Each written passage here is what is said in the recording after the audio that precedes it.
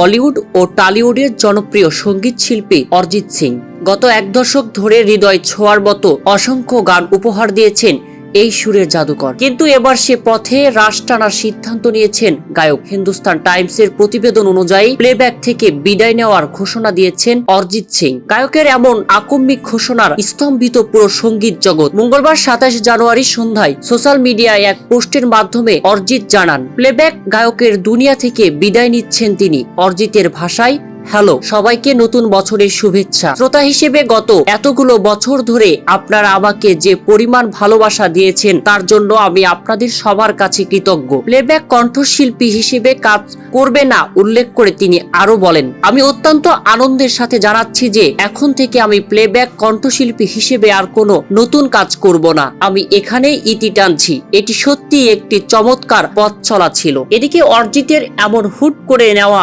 ঘোষণার ভক্তদের মাঝে মিশ্র প্রতিক্রিয়ার সৃষ্টি হয়েছে। কেন তিনি ক্যারিয়ারের তুঙ্গে থাকা অবস্থায় সিনেমায় গান থেকে সরে দাঁড়ানোর সিদ্ধান্ত নিলেন তা নিয়ে চলছে নানা বিশ্লেষণ। তবে তিনি সিনেমার বাইরে ব্যক্তিগত প্রজেক্ট বা লাইভ কনসার্টে নিয়মিত থাকবেন কিনা সে বিষয়ে স্পষ্ট কোনো বার্তা দেননি।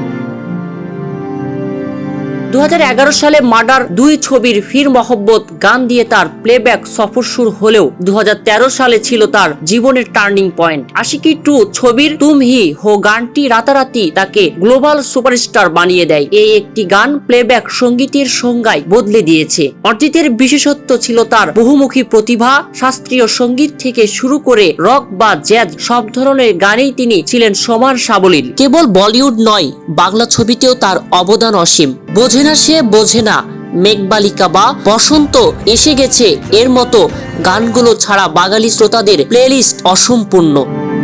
সৈয়দ মাহমুদ শাওন, ডেস্ক রিপোর্ট, উত্তরা প্রতিদিন।